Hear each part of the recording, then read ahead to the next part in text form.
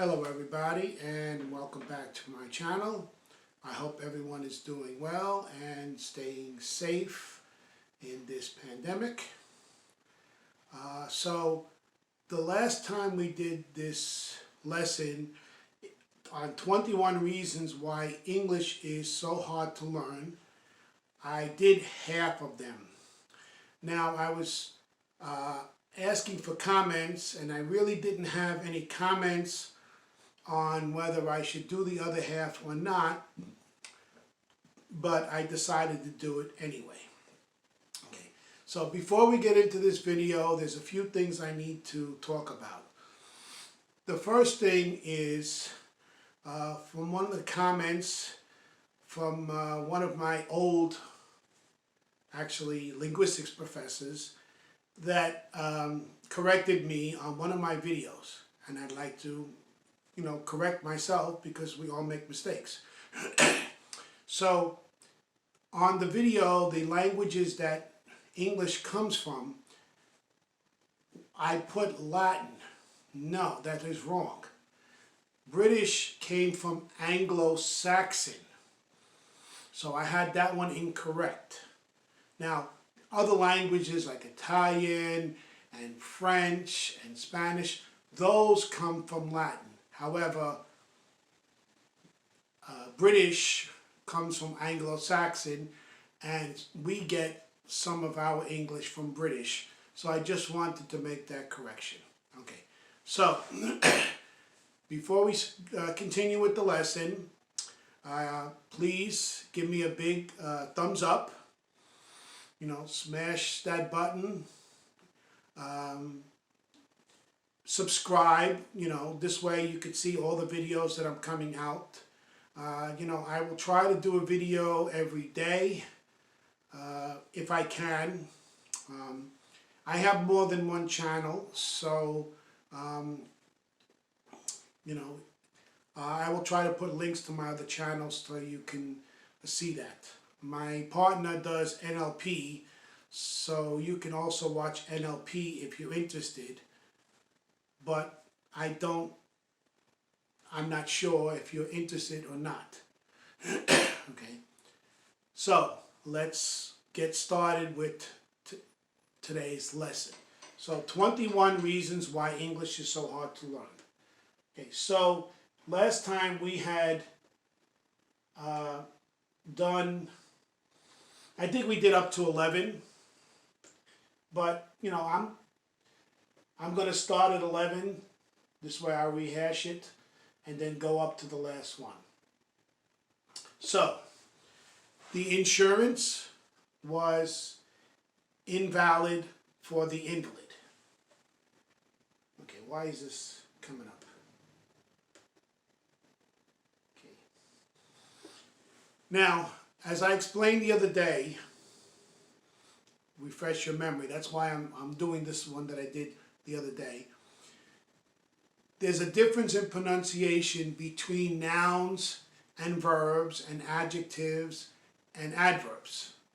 So the reason why words that look the same are pronounced differently is they come from different forms of speech. So invalid means not good anymore. Okay? That's an adjective. However, invalid, which is a noun, is pronounced differently. Now, I did hear someone comment that the word invalid is not a word that we use anymore because it has a bad meaning, a negative meaning. So I'm not going to go into the meaning about that. Just want to let you know that that's how it's pronounced. We don't use that word anymore, but that's it. Okay. There was a row among the oarsmen on how to row. So, notice they're both the same. Why? Because they're both nouns. They both have the same sound because they're both nouns. However, they have different meanings. Now, For example, the first one, row, means an argument, whereas the last one means rowing a boat. Next. They were too close to the door to close it. Okay, so the first one, close, is actually an adverb. Whenever you add TOO, it's generally an adverb. Okay, it could be an adjective, but it's not in this case. Okay, and the other one, close, is a verb, means to shut. That's why it's different. Okay, next one. The buck does funny things when those are present. So the first one you could figure out because of subject, verb, object, that does means to do is a verb. The second one, does, a doe is a female deer. So that is a noun. Okay, next. A seamstress and a sewer fell down into a sewer line. So a seamstress is a woman.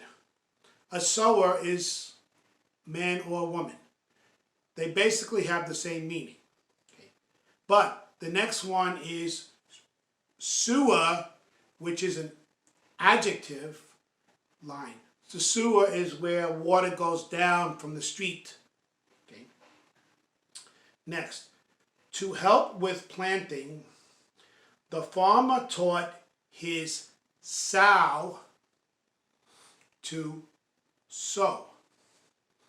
So if you watched my video yesterday, you learned that possessive pronouns must be followed by nouns. So sow is a noun, which is the name they call a female pig. And sow, which is a verb, means to spread around. Okay, next. The wind in the air was too strong to wind. If you remember, we did that. We did wound, which is the past tense of wind, means to turn the sail. First one is a noun. Second one is a verb. Okay, next. Pay attention to this one. After a number of injections, my jaw got number. Now, why do we pronounce the B in the first one, but not in the second one? So here is why. Number, which is number, 1, 2, 3, 4, is a noun. However, number is the word num with the ER. So it's a comparative adjective, which means more. So we're taking the word num, N-U-M-B, and adding the ER to mean more. That's why we don't pronounce the B. Okay. Upon seeing the tear means a rip, in the painting, I shed a tear, means crying. Okay, so it's different. One means rip, and one means tear, crying. Okay, that's why it's different. And the tear means a rip. Okay. Number 20. I had to subject the subject to a series of tests. So, the first one, subject, means to give.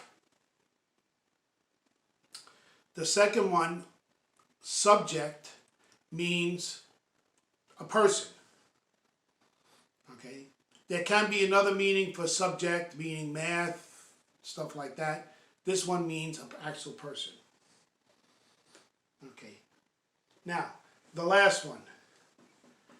How can I intimate this to my most intimate friends? So the first one is a verb, means to say this to my most intimate, okay, which is an adjective, means close, friend.